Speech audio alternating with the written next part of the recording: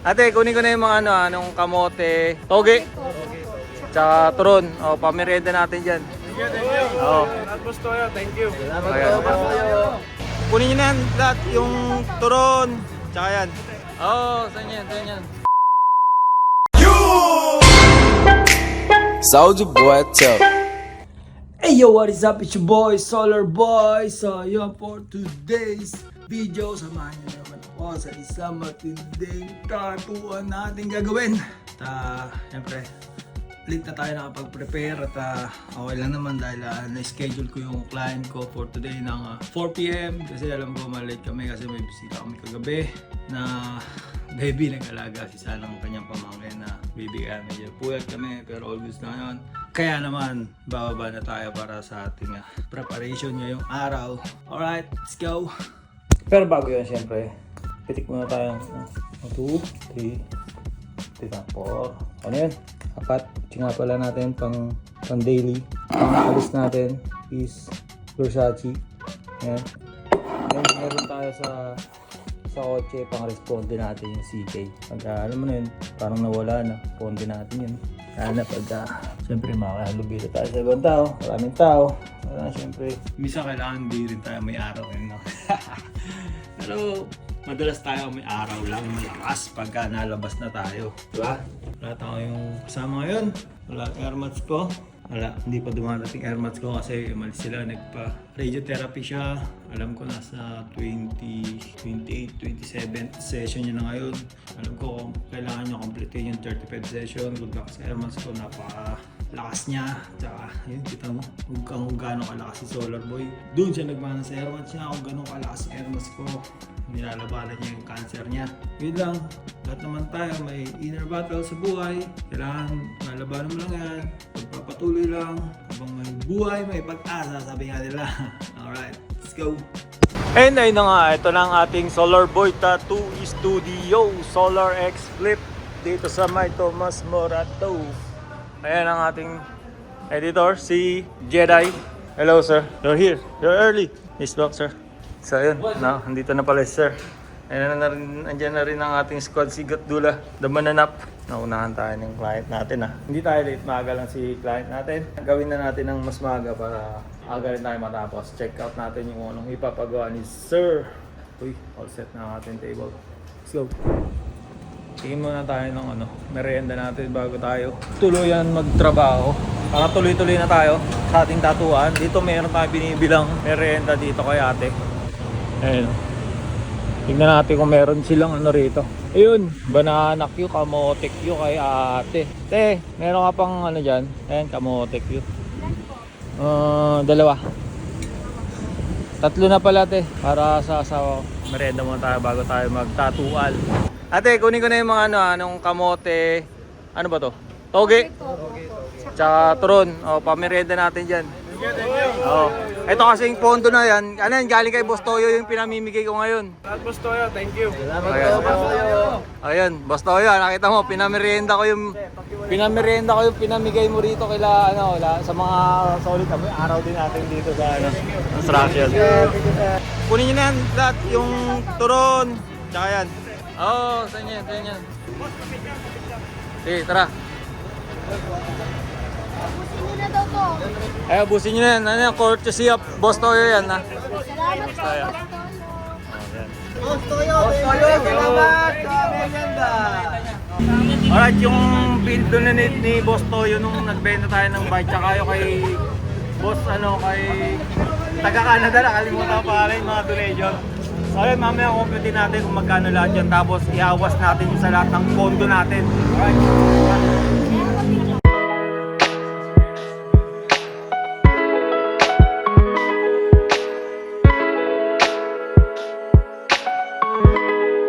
Yo mga tol, tara bayaran natin yung utang natin kay ate. May utang tayo sa tindahan, kala nyo ba? Yung mga kinuha yung pinamerienda natin kanina. Tanong natin magkano kung wala naman siguro 1,000 yun. Magkautang ko. 100? Sakto yung dala kong pera te. Thank you very much daw po. Oo. Sabi ng mga Thank you po. So yun Jed, ano mo na lang yun ibawas mo na lang sa pondo natin sa mga na-donate para alay mo, may mag-donate ulit, managdagan yung pondo natin. Tara. May papamerienda ulit tayo. Tapos dito naman tayo ngayon. Tuloy na natin ang ating trabaho. Ang likot ko ngayong araw, ano. Yan talaga eh. Vlogger eh. Kayo naman eh. Kailangan namimigay tayo, vlogger eh. Kailangan gagamitin mo na for the content. Siyempre, kailangan mo kumita. Ano ba yan? Ano yung tawag doon? Tawag doon, ano? Good sa marketing. Ha? Hindi good sa Samaritan, ha? Good sa marketing. Gagawin natin yan. Good sa marketing. Bablog natin sila. Kailangan mabigyan sila. Kikita tayo. Sunod, malay mo yun. Lahat yung mga kikitain natin, papamigay din natin yan. Di ba? Good sa marketing. Alright?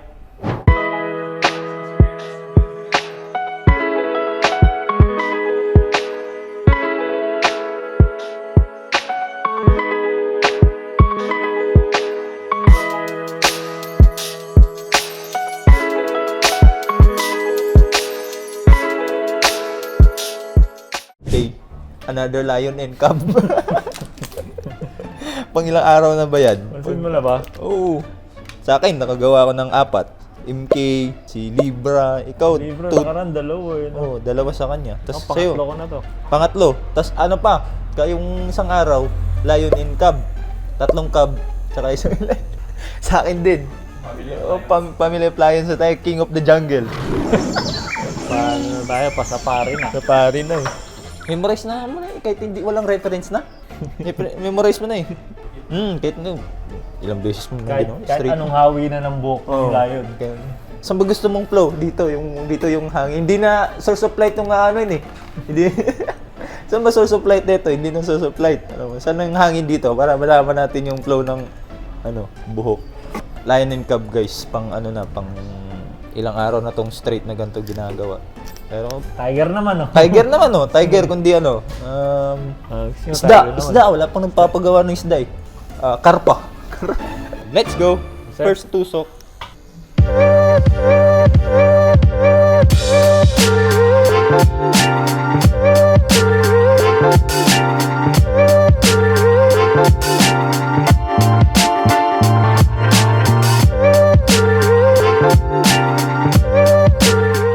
Alright mga tol. Nagano lang kami, nag-break time lang kami saglit. Medyo masakit talaga pag after ng break time.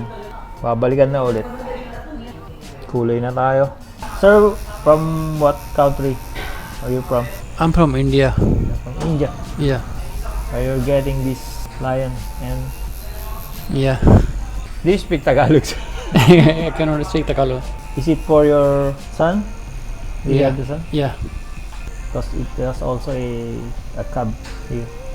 Sir, can I ask what is your job here or profession here? Well, I'm working here as a chef in hotel industry. Yeah, I work in Dusitani. Hotel and restaurant? Makati, Dusitani. In Rustan, Makati. Oh, Yeah. you're a chef. Yeah. Nice. Alright, mga tol. Konti na lang to. Transition lang ng red, orange, yellow. Medyo masakit na rin talaga kasi mag-a-ants na. Kaya konti-konti na lang natin yung hagod.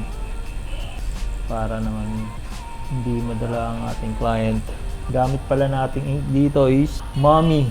Meron kaming 69 colored ink set nito. Napaka-hindi. Daling ipasok. Kita nyo naman. Actually, on dark skin pa to Ginamitan nga pala natin to ng iba't ibang needles din ng Mommy.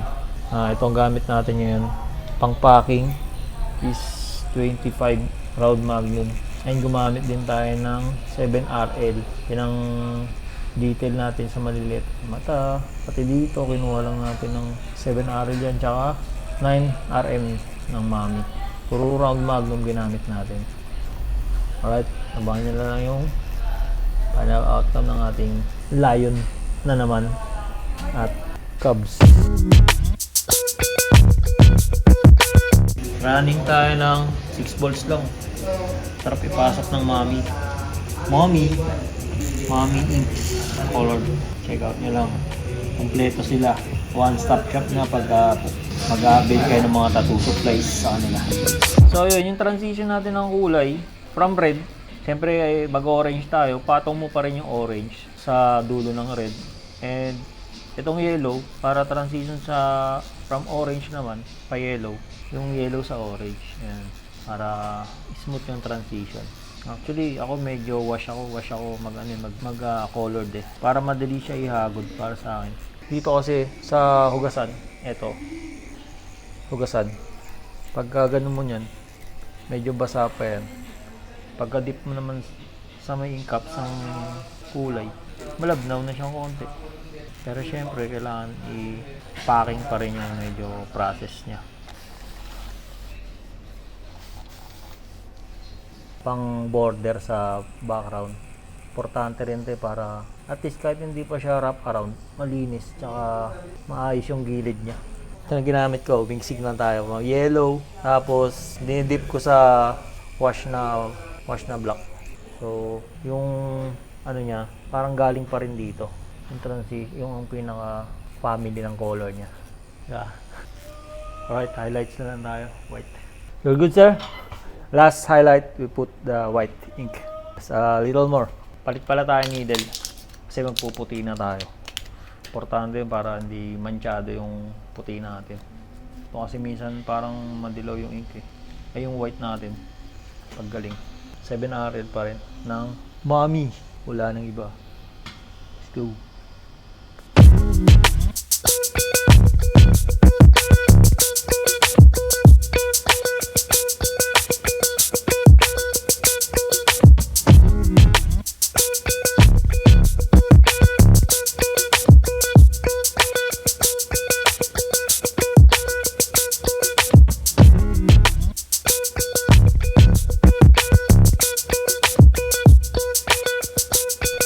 Alright, mga tol, we're done. Sir, congratulations. Sorry for the inconvenience. Road under construction. Want to check it out? What do you think? It's good? You happy with the paint?